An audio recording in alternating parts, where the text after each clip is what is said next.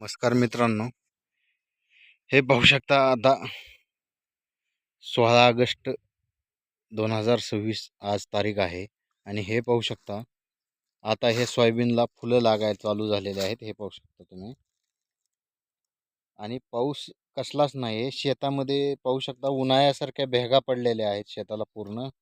हे पाहू शकता आता ह्यांना वाद्या शेंगा लागायला चालू होणार आहे, पण जमिनीत ओलावा नाही आणि पाणीच नाही. तर पाहू शकता कशा प्रकारे जमीन फाटलेली आहे. मराठवाडा आणि दुष्काळ हे पहिलंच गणित आहे दोन्हीचं.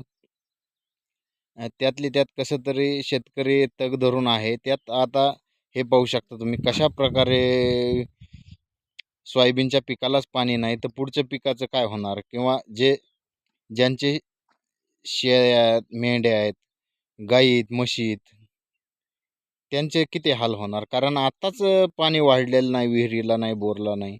आणि जमिनीची अवस्था पाहू शकता उन्हाळ्यासारखी यंदा आताच झालेली आहे. आणि असं जर चालू राहिलं तर माणसाला प्यायला पाणी राहणार नाही. तर आमच्यासारखे जे पशुपालक आहेत, अल्पभूधारक आहेत, ह्यांचं पूर्ण आर्थिक गणित कोलमडणार आहे. आणि जनावरांच्या चाऱ्याचा व पाण्याचा प्रश्न उभा राहणार आहे. कारण हे जे सोयाबीन आहे याला भरपूर ह्या ह्या ह्या ह्या टायमाला भरपूर पाणी असतं, वड्याला पाणी असतं. इथं शेतातच पाणी नाही आहे, ओलावा व्यवस्थित नाही आहे.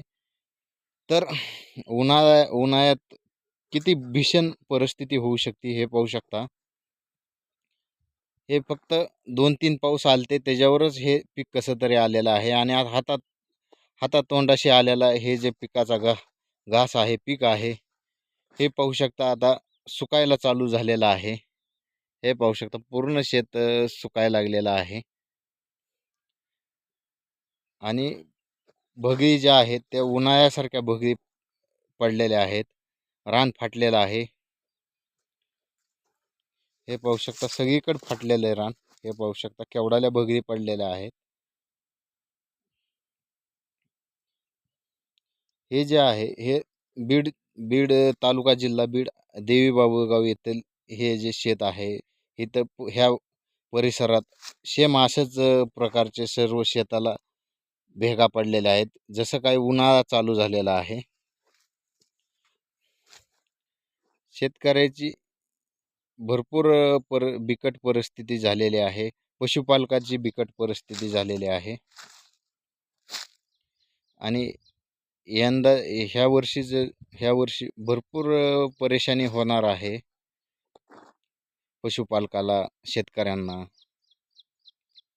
कारण पिण्याच्या पाण्याची सुद्धा भरपूर वरवण होणार आहे. कारण पाणी कसलंच वाढलेलं नाही. बोअरवेलचं जे पाणी त्याच पाण्यावर कसं तरी चालू आहे. विहिरीला पाणी वाढलेले नाहीत, अजून काय नाहीत. यंदाची खूप बिकट परिस्थिती झालेली आहे शेतकऱ्याची. मित्रांनो, व्हिडिओ पूर्ण बघितल्याबद्दल धन्यवाद. जय जवान, जय किसान.